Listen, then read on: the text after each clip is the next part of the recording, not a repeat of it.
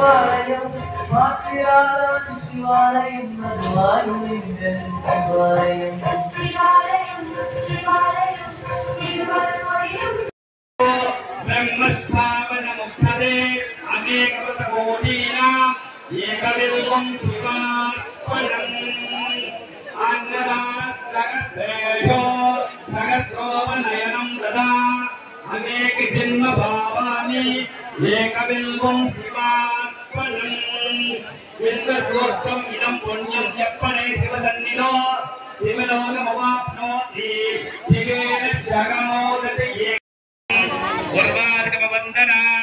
मृत्योर्मोक्षय मामृधादे ओम त्रिदलं त्रिगुणाकारं त्रिनेत्रं च त्रयायुधं तिरिजन्म पाप संहारं एकबिल्वं शिवार्पण विशाखैर्बिल्वपत्रै च अचित्रै कोमलै शुभैः नववोचां करिष्यामि एकबिल्वं शिवार्पणम् सन्धिगोडी सहस्राणि किलपर्वतकाणयः काञ्चनं शीलदानेन एकबिल्वं शिवार्पणम् काशिक्षेत्रनिवासं च कालभैरवदर्शनं प्रयागे माधवं दृष्ट्वा एकबिल्वं शिवार्पणम् रामलिंग प्रतिष्ठाचित वैवाहिक कृतं तथा तडागादि च चन्दानम् एकबिल्वं शिवार्पणम् अखण्ड बिल्वपत्रै च आयुधं शिवभोजनम् कृतं नाम सहस्रेण एकबिल्वं शिवार्पणम्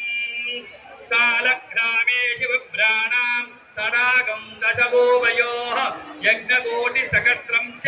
एकबिल्वं शिवार्पणम् सन्धिगोडी सहस्रेषु अश्वमेध நீங்க எதுக்கு நீங்க நைட்டு உட்கார்ந்து விண்ணப்ப இந்த இலையை கிள்ளி போட்டியா அது என்ன இலை தெரியுமா அப்படின்னா எனக்கு தெரியாதுமா அப்படின்னு அந்த குரங்கு சொல்லிச்சு நேற்று ராத்திரி மாசி மாசத்துல வர்ற தேய்பிரை சதுர்தசி திதி நேற்று அதுதான் மகா சிவராத்திரியா யுகமா கொண்டாடுறாங்க அந்த யுகத்துல இந்த யுகத்துல நான் நானும் சிவபெருமானும் இந்த வில்வ மரத்துக்கு நீ நேற்று நைட்டு ஃபுல்லா போட்ட வில்வ இலை அந்த மரம் சாதாரண மரம் இல்ல வில்வ மரம் அந்த வில்வ இலைய சிவபெருமானுக்கு நேற்று நைட்டு ஃபுல்லா கண் முழிச்சு போட்டதுனால நீ உனக்கு தெரியாம தான் நீ செஞ்சிருக்க அது என்ன இலை நீ கீழே விழாம இருக்கிறதுக்காக செஞ்சாலும் நீ அடுத்த பிறவில ஒரு மகாராஜாவா நீ பிறப்ப அப்படின்னு சொல்லி அந்த பார்வதி அந்த குரங்குக்கு அருள் பாலிக்கிறாங்க. உடனே குரங்கு என்ன பண்ணுச்சு சிவபெருமான் காலில் மறுபடியும் விழுது எதுக்கு வேறன்னு சிவபெருமான் கேட்கிறார். சிவபெருமான் கேட்ட உடனே அந்த குரங்கு சொல்லிச்சு அடுத்த பிறவில நான் மகாராஜாவை பிறக்கிறேங்க ஆனா